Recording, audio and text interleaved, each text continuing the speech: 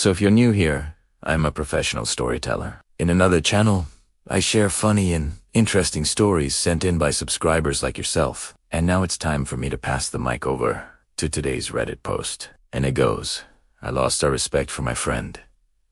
When I first met him, I thought he was great. In the mid-2000s, I came backpacking through Thailand with my best friend. He had always been quite a shy guy, but he quickly came out of his shell while we were there. Unfortunately, he started to become more of an asshole. Every weekend he was out drinking and smoking and hooking up with bar girls. Whereas I'd been looking at developing myself, training Muay Thai and living relatively clean. I traveled up to Chiang Mai and he stayed in Bangkok.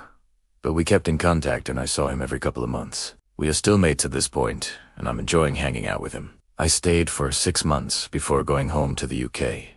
He stayed on. About a year later, I traveled back to Thailand. I meet him at the airport and find out after a couple of days that he has a baby with someone he isn't dating anymore, and B, he has quit his teaching job. It turns out he'd been involved in the gem scam. His role was to be idly hanging around the temple, who just happens to come upon a smartly dressed Thai businessman telling some tourists about this amazing gem offer. He comes in and says, yeah, it's true. I made £1,000 last year and it was easy. It paid for the holiday, etc., etc. He did this daily and initially got a percentage of their takings from the scam. But after a few months, they cut him down to a flat rate. He was getting about 1,000 baht a day for this. They allowed him to carry on partying, seeing women, etc. I stayed friends for a bit longer, still enjoyed hanging out when he was being normal, and hoped to talk him out of his bad choices. But I disliked him for being a scammer. He eventually went home and went on to do something else. I don't think he was sending any money over to his baby, and the mother eventually binned him. Changed her number and he didn't see his son again. As far as I'm aware, he didn't go looking for him either, but I might be wrong as I cut contact with him not long after that. Okay, so before we start, I need to address this, because apparently it's a thing. Yeah, I'm not doing these type of voices anymore. I used to do it on another channel, but yeah, I'm not doing it anymore. So can we please move on? Okay, so you guys probably already know what's coming. Let's get straight into the story. So the narrator is traveling through Thailand and he makes friends with this guy. Now, this guy is a little bit shy, but then he comes out of his shell. Okay, that's fine. You know, sometimes you just have to experience different cultures and things to be able to bring out your true personality. But then he starts becoming an asshole. The narrator is doing all this self-reflection and self-improvement.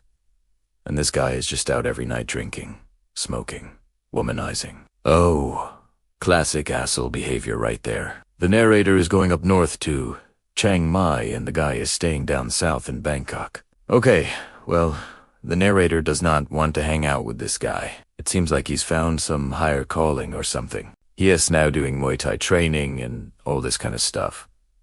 And he doesn't want to hang around with the guy. But then the next time he sees him, he finds out two massive things. Firstly, this guy's got a kid, but he's not in a relationship with the mother of said child. That already sounds like a massive red flag to me. But secondly, and probably most importantly, he finds out that this guy has stopped teaching and is now working as part of a scam. For those of you who don't know, the gem scam is one of the oldest scams going in Thailand. It's where you've got these businessmen dressed in suits that are approaching tourists and saying, hey my friend, why don't you come and check out these amazing gems that you can buy for a very cheap price? They get the tourist interested and then they take them to the market and say, look, you can get this bag for free. You can pay for it with your credit card.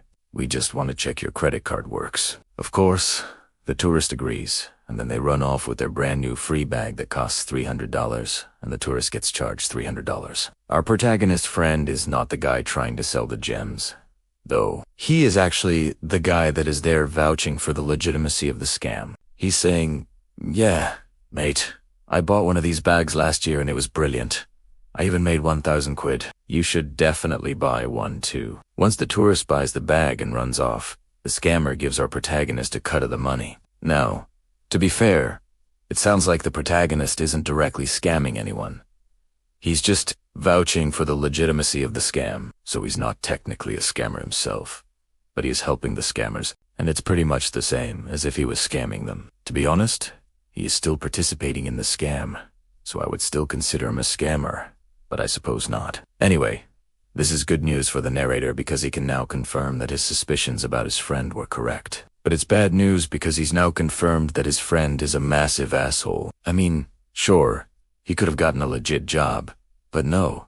He decided to resort to scamming unsuspecting tourists. And not only that, but he is also not in a relationship with the mother of his child, and he is not sending any money to help raise his own son. So I think it's fair to say that the narrator has lost all respect for his friend. But honestly, this whole situation reminds me of the boyfriend that I had many years ago. He was a proper womanizer and absolute asshole, but he also resorted to scamming people to fund his lifestyle. He wasn't working a legitimate job and he wasn't providing for his family. Instead, he was going out every night, having affairs and scamming people online.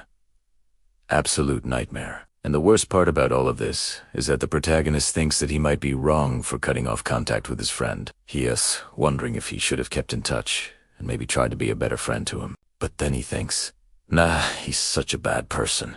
Why would I want to be friends with him anyway? And the reason why I say that this reminds me of my ex-boyfriend is because he too, after we broke up, started messaging me randomly years later. And it was weird, right? Because he wanted to get back in touch with me after all that time. And I didn't want anything to do with him, so I ignored his messages. Then he started sending me voice notes, and I didn't respond. And then he started ringing me, and I didn't pick up. And then he started turning up to my house. And I had to change my phone number and block him on everything. It was absolutely terrifying. And then one day I found a message from him on social media. And I had unblocked him on there. So I immediately blocked him on that platform. And I still haven't heard from him since. It's been about 6 years. I hope you liked that story. If you did, please leave a comment. And if you've got any more stories that you'd like me to read, please send them in. Thanks for listening, and I'll catch you later.